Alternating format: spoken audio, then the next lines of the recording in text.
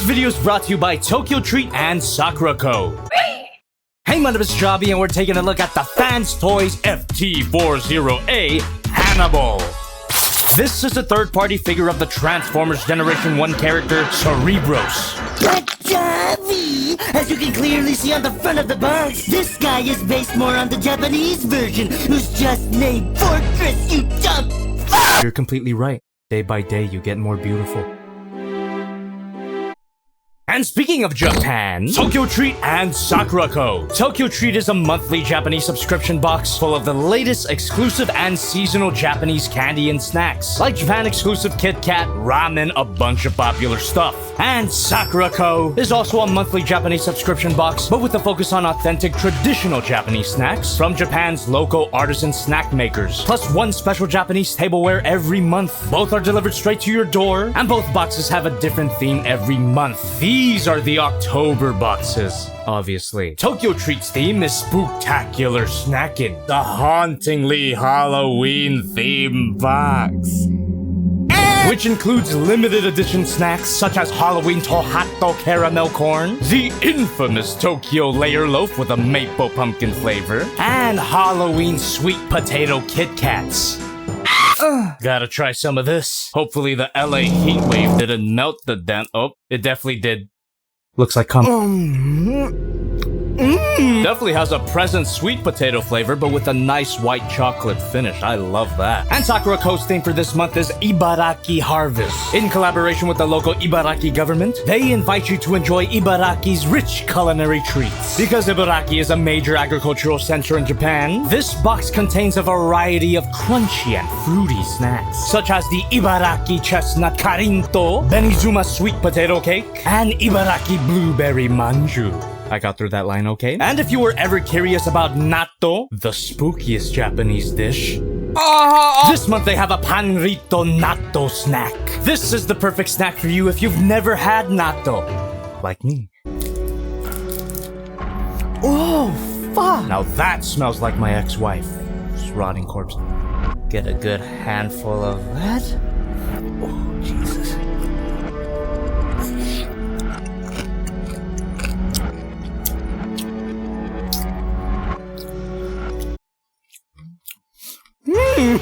That ain't for everybody. It's got a fermented, cheesy sort of flavor, and it stinks like hell, but it's pretty yummy. Regardless how you feel about natto, I think it would be great to wash it down with some Ibaraki Sencha tea included in this month's box. Pairs excellently with all of the included snacks. And if you wanted to know more about the snacks you're getting, there's a booklet explaining every snack included in both boxes, which also has a lot of information on Japanese culture. So check out the links in the description and use my code JOBBY to get $5 off of your first Tokyo Treat order and $5 off of your first Sakura Co order. Same code for both boxes. Trick or treat, time to eat. Natto kinda smells like feet. Whether he's called Cerebros or Fortress, this guy is what you call a Headmaster, because he has them DSL. He turns into a head. Spoilers. But before we get into that, the painting and the sculpting on this figure is amazing. The design and the color scheme that complements it may not be for everybody, but I find that there's a beauty and elegance to the simplicity of it all. Fortress, Cerebros, whatever you want to call him, really stands out from the gaudy colors of the rest of the Autobots. You'd be forgiven for thinking that he's unpainted. But not only is he painted, the majority of the figure is painted. There's a slight semi-gloss on the gray parts, and just the tiniest hint of a pearlescent finish on the white. And thankfully, all the paint here is extremely durable. Even after a while of handling this guy, there's been no significant areas of paint chipping. But Jobby the knees. Bits like this make you wonder if they should have just gone with unpainted plastic. Not a big deal, I'm completely fine. Links in the description if you want one for yourself. And if you think he looks plain, now imagine how he looked without an Autobot logo. Of course, the figure does not include an Autobot logo for copyright reasons. This was just a sticker I put on there. Bees will say I should have used the logo with a white outline, but I just wanted to get as close to the cartoon as I possibly could, even though I haven't watched the cartoon. I'm one of those guys. And on the topic of cartoon accuracy, the head sculpt does not look like Cerebros at all, but it does look like Fortress. Thanks for explaining that to me. Really nice head sculpt. I like those really big square eyes, painted in a beautiful metallic blue. And while we're at it, the back of the head is strangely out of place. I wonder why. The figure's head can transform, which is the main gimmick of the Headmaster's line if you didn't know by now.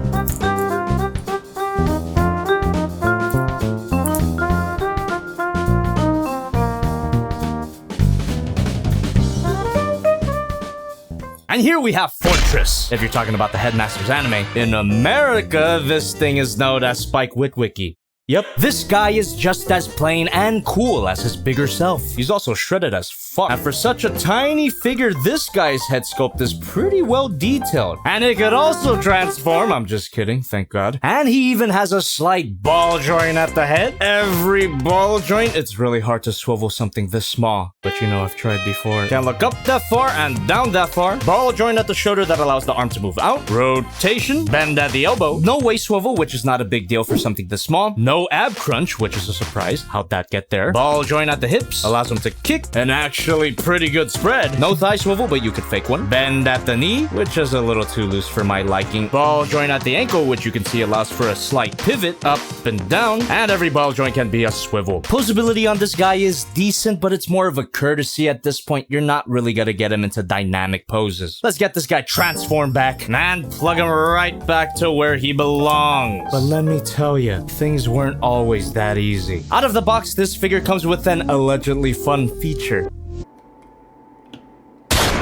Why would that ever be useful? The head just wouldn't stay put. But sometimes it would until you breathed on it wrong. And the only reason why the neck was spring-loaded was for this tiny feature. With the head detached, his stats were blank. But attach the head and the spring-loaded mechanism would activate the bars. Cool feature in concept, but not worth the stability of the freaking head. So I referenced this really helpful video, which I'll link to now, that walked me through getting the spring out of this figure. I highly recommend you watch this video if you care about this guy's head staying on. And after the fix, the connection is super solid, although I wouldn't recommend you pick him up like that. You don't want to stress out the little guy's head. And if you really cared about that stat boost feature, it's still here. Simply roll it back down when the head's detached, and when you attach the head, it still comes up. It just doesn't go back down when you remove the head. But who cares? Fix is super easy to do. I highly recommend it. I'd also highly recommend you don't look at the back. It's far from the worst backpack we've talked about on this channel. And if you don't know what I mean, you've got a lot of catching up to do, like, comment, subscribe, but it does jut out a bit too much. Anyway, back to the head. This is a Headmaster after all. This neutral face is removable and replaceable with this yelling face, which isn't the most expressive, but it's acceptable. Looks like less of a yell and more like a but admittedly, this yelling face does get enhanced when you bring in his other accessories. First of all, a gun. Generic 80s sci-fi blaster plugs right into his hand. Wrap his fingers around that. Pretty good grip and a pretty good look. But the real star of the show, a sword with a chode of a handle, which is fine because it extends, relatable. And these glossy red parts extend to form what is seriously called the Master Sword. But unlike everyone's favorite elf, this Master Sword can only plug into Fortress's right hand. It just won't fit on the left hand. And yes, I do know that Link is left-handed. In the Headmaster's cartoon, which I didn't watch, this guy's transformation sequence involves him pulling the Master Sword out of his ship's control panel, which you can replicate with this included stand made out of the finest orange gelatin. Doesn't look quite like a control panel, but it does the job kind of. Unless this setup is supposed to replicate a whole different scene that I'm not aware of. I'm not watching a shitty 80s anime, relax. Regardless, this doesn't look like he's pulling a sword out of anything. His wrist can't really bend that far. But that's why you get an alternate hand part. The wrist is just a simple ball joint connection, which does take a bit of effort to get out. Come on. Oh shit.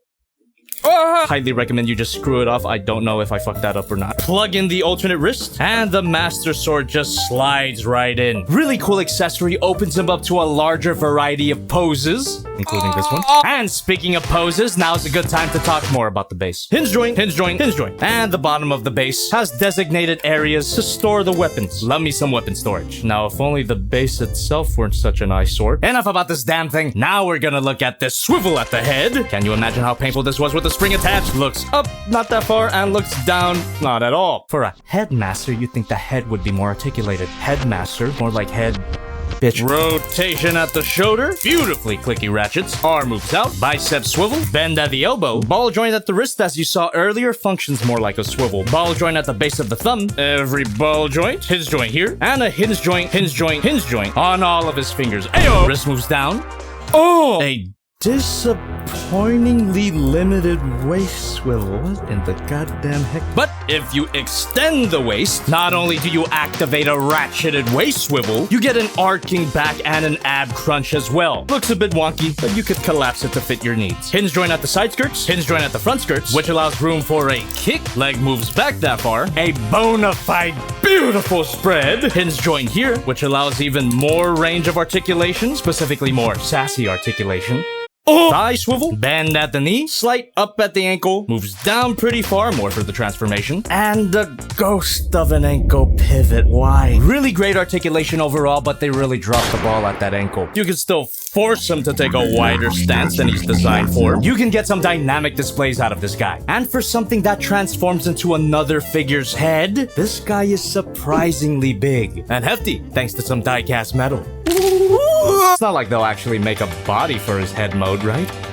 Right? Size comparison time. Here's Figma-matic Economy, SH Monster Arts Godzilla, Transform Element OP Leader, my previous review, the Transformers War for Cybertron Autobot Art, the Transformers Titans Return Skull Smasher, which is a Headmaster that I reviewed a long time ago, and for even more of a throwback, the Model King Super Aqua Beat. If you don't know what that is, let's just say I've been on this website for too long. The only reason I brought it up is because it also transforms into a head, but unlike Hannibal here, there was never a promise for a full body. Let's get this guy some head.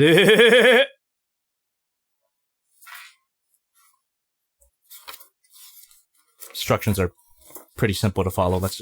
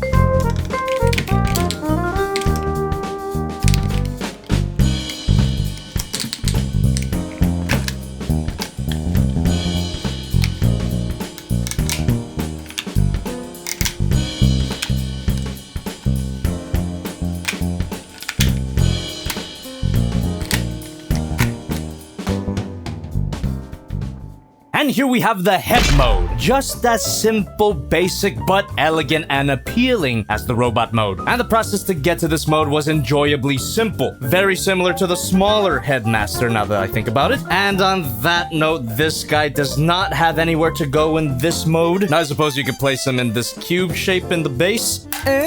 Doesn't quite work. Kind of a shame. But what's not a shame is this figure's light up feature. Ooh! Very impressive looking light. Kind of looks like he's looking at you at all times. Don't judge me. And all you gotta do to activate and deactivate the light up feature is press on his goatee. And the batteries are stored underneath this faceplate. Did I say batteries? I meant one CR1220 battery. Battery wasn't included, but thankfully they tell you in the instructions. Once in English and one in Quitio. Some people might find this head mode a little too simple for its own good. And if that's the case, just don't buy this figure. You get even more accessories to up the detail just a little bit. I'd recommend you de-transform him just a little bit. By the way, the top of his head is a taint.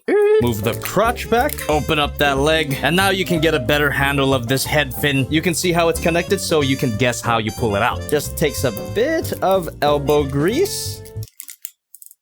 And you can attach the alternate head fin here. But if you're not into this pattern, very picky, there's another pattern on the opposite side. But in this case, we would need the other one. In addition to the fins, you get these alternate cheek vents. All you gotta do is pull off the original ones. That simply plugs in. Really cool that you get the option, looks pretty good, but I'm personally a-okay with the simple blocky look. And for the head mode's final feature, you can plug the Master Sword into his neck hole. And this is a recreation once again of the transformation sequence from the anime. This whole assembly just inserts into the main body, which might exist down the line. Which, if you hadn't noticed by now, is kind of insane. Here's a picture of the original G1 Fortress Maximus. That's the name of the big guy, by the way. So just imagine. Of course, I'm looking forward to it, if true, but I can definitely see a lot of problems arising. First of all, the box that you would have to ship that thing in would look like you're ordering a dead body. Not my first time. Second of all, handling a thing that big would be an absolute workout. So if you want to get shredded while transforming, that'll be your best bet. Actually, another third-party company is working on something similarly gigantic. Yeah, I don't know. I think we're taking the big boys meme too far. And I almost forgot to mention... my face when I heard about the potential full body. Also, is it just me or does the mouth look weird? For a head sculpt this big, I'd expect to see more mouth detail. Maybe some teeth, a tongue, a throat hole. Don't ask me why I want a throat hole. Size comparison time. Here's Monica, Godzilla, Prime, Skull Smasher, and the Ark. At a certain point, we gotta ask ourselves, how big is too big? Ask your mom. Until we get a full body, you don't have much options to display this mode. He's just the head after all. You could always fake plug it into the base. That doesn't look too bad. This works for me, and the figure overall works for me. Not nearly as impressive as the previous FansToys figure I reviewed, but the potential here is massive. But if we never get a full body, that would be fine by me. And now that I look at it, the lack of a throat hole is also fine by me.